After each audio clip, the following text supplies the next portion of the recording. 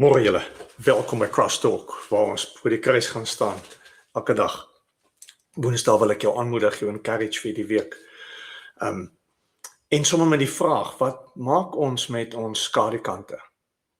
Of ons eie evil, of boosheid, of as het 'n bietjie sagter gestel is, wat maak ons met ons sonde?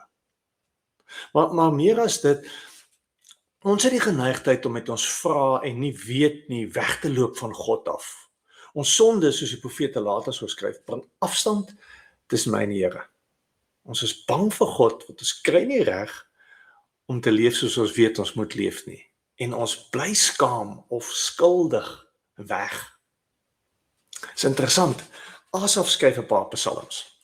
Hy was Dawid se, in ons terme, se worship leader, of die hoof van die tempelmusikante. Hy is die een wat op kerkdae die gemeente in worship moes lei. En Asaf was soos ons. Hy sukkel met sy eie sonde.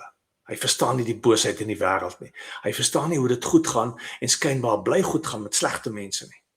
En Asaf probeer reg leef, maar hy sê self, hy kry dit nie reg nie. Hy kry dit nie altyd reg nie. En wat hy kies is interessant. Luister na Psalm 73.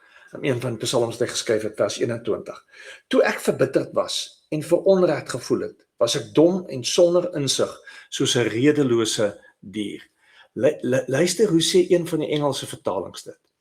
Then I realized that my heart was bitter and I was all torn up inside.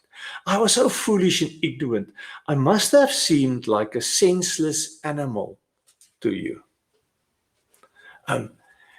Asof sê maar, ek is soos 'n dier.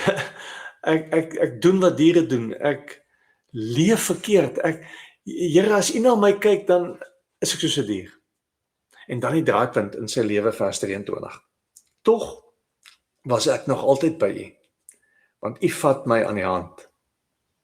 Interessant, hy sê nie, tog was U nog altyd by my nie. Hy sê, ek was nog altyd by U.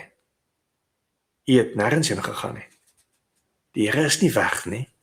Die Here het nie weggeloop en ons op ons eie gelos en sal nou besluit as ons goed genoeg leef, kom hy terug nie. Hy was nog altyd by ons.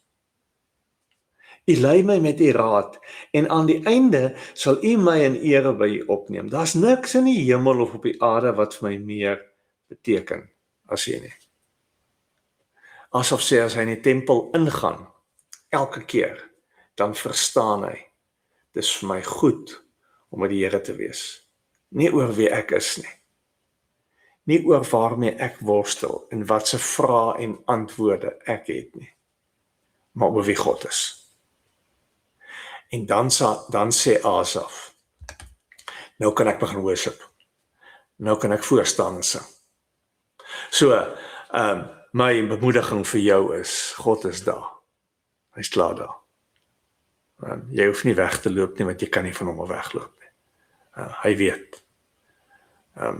Sterkte vir jou week. Mooi loop.